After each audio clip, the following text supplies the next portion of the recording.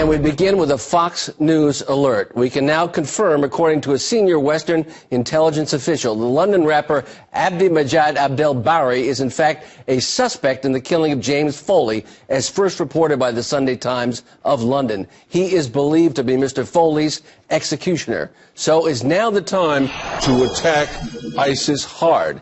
And what should that military action look like? Here to lay it out for us is senior fellow at the London Center for Policy Research and author of The Last Line, Lieutenant Colonel Tony Shaffer, and one of the great experts here in the United States. Colonel, thanks for being with us this morning. Thank you for having me. What is the current situation? Let's go to the maps. Let's point out to the American people where we are right now. Well, we're making progress. That's the good news. It's not sufficient, though. I mean, we've done a number of airstrikes in the area, which is essentially Kurdistan, which effectively has relieved the pressure, the stress on the Kurds, on the Peshmerga, and they're pushing back, recovering the Mosul Dam and other key terrain. Right now, Peter, the key is to secure that and then start looking at planning to go back into all of this red. About 90 airstrikes so far. So far. What could we do? What should we be doing? What should the United States be doing to take on ISIS? Excellent question. Three things. First, we've got to look at going into Syria. The command and control elements are in Syria of ISIS. Therefore, you've got to go in there. You've got to start degrading them. The other thing, we have the back door in Turkey. Turkey has not been the biggest ally in all this because a lot of the ISIS support is coming through Turkey still. Next, we've got to look at how we can then coordinate a campaign to roll back all the red. All the red is ISIS. We've now done well up here. We need a base, by the way, in there. We probably should put a base in Kurdistan to do operations in there.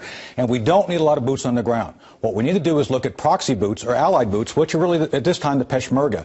And let me be very clear for the audience. This is separate from whatever happens to the rest of Iraq. This is a terrorist group we have to deal with. These terrorists will terrorize everybody they can, but the idea is we have to get into where they're at immediately. They're calling themselves an Islamic State. Exactly. Maybe 15,000 members, maybe 1,500 British nationals, maybe 500 Americans, Germans, other Europeans. Are they a force to be reckoned with? Are we overstating the problem? Are we understating the response? We're understating the response, and we're now beginning finally to state the problem clearly.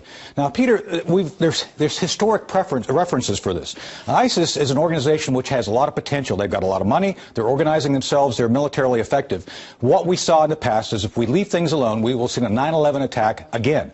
The president so far with Eric Holder's wants a civilized, legalistic So you're response. saying if we leave them alone, they're on the same path with $1 billion in assets to a 9/11 attack? Peter, these people make Al-Qaeda look like grade school students. These people are serious. They understand media. They have money. Well, let's look at this. ISIS state, Saudi Arabia, Iraq, Syria. Their goal is what's called a caliphate. Yes, sir. What does that mean? A caliphate essentially means a change of governance. That means essentially a Nazi-like governance where everything is controlled by the state through a religious lens. And in this case, they're talking about any Muslim faith who doesn't agree with them, they will be either eradicated or subsumed. Briefly, as a final question, is the American government looking at plans like this? And is there a war in terms of the American government between intelligence and military about how to go forward? There are breakdowns between intelligence, between CIA and DOD. Some of it's been played out in the media lately. What we need to look at is what we can do effectively to respond to this. We need to look at an Arab NATO using Egypt, Saudi Arabia, and Jordan.